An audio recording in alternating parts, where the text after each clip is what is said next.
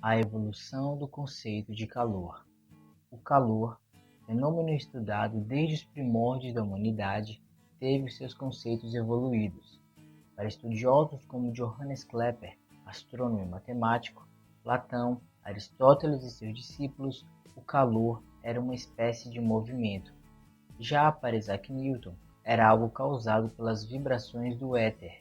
Éter é um composto orgânico formado por um átomo de oxigênio entre dois radicais orgânicos. E para Galileu Galilei, o calor era um fluido. O filósofo Pierre Gassendi acreditava em duas formas de matéria térmica, responsáveis pela produção do calor e do frio, enquanto Lavoisier acreditava que o calor fosse produzido por um fluido elástico. Em 1789, Benjamin Thompson, conde de Rumford, após análise e estudo sobre o aquecimento de cilindros de latão, chegou à conclusão de que o calor não poderia ser um fluido, semelhantemente aos líquidos e os gases. Foi então em 1840 que James Prescott Joule desenvolveu experimentos que comprovaram de fato que o calor não é um fluido, chegando então à atual definição de que calor é a energia em trânsito entre os corpos que apresentam diferentes temperaturas e que este calor sempre flui espontaneamente dos corpos mais quentes para os corpos mais frios. Para provarmos na prática o conceito de calor, utilizaremos um experimento para mostrar a dilatação volumétrica de uma esfera metálica através de um instrumento chamado de anel de Gravesend. Este instrumento didático, idealizado pelo matemático e físico holandês Willem Jacobs Gravesend, serve para mostrar, de modo simples, mas muito eficaz, que mesmo as substâncias sólidas, suficientemente aquecidas, possam dilatar-se de maneira sensível.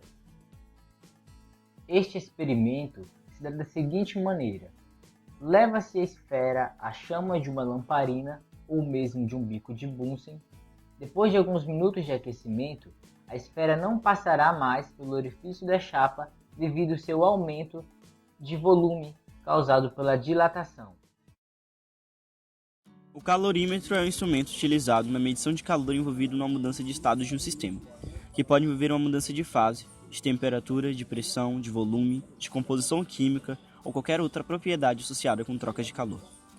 Para que o estudo de troca de calor seja realizado com maior precisão, este é realizado dentro de um aparelho chamado calorímetro, que consiste em um recipiente fechado, incapaz de trocar calor com o ambiente e com seu interior. Dentro de um calorímetro, os corpos colocados trocam calor até atingir o equilíbrio térmico. Como os corpos não trocam calor com o calorímetro e nem com o meio em que se encontram, toda energia térmica passa de um corpo ao outro. Como absorver calor quando Q é maior que zero e ao transmitir calor quando Q é menor do que zero. A soma de todas as energias térmicas é nula, ou seja, Q igual a zero, onde Q é a quantidade de calor. Nos cálculos, o calor absorvido, Q1, terá sinal positivo, enquanto cedido, Q2, será sempre negativo. Intervalos nos trilhos de ferrovias. A dilatação pode ser entendida pelo movimento das moléculas. Assim, quando o corpo é aquecido, suas moléculas vibram mais intensamente, por isso necessitam de maior espaço. O aquecimento leva os sólidos a se dilatarem em todas as direções. No entanto, às vezes a dilatação predomina, ou é mais notada em uma direção. É a dilatação linear. Essa dilatação corresponde ao aumento de comprimento dos corpos quando aquecidos. Como exemplo, podemos observar uma ferrovia antiga. Veremos que, ao longo do mesmo trilho, há um pequeno intervalo, de espaços a espaços. Isso é necessário para evitar que a dilatação térmica deformasse os trilhos.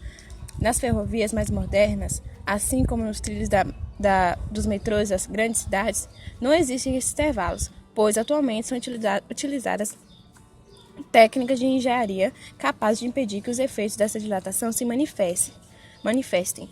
Uma delas é a fixação rígida dos trilhos no solo, utilizando os dormentes de concreto. Os trilhos da estrada de ferro entortaram porque o intervalo entre eles não foi suficiente para compensar a dilatação.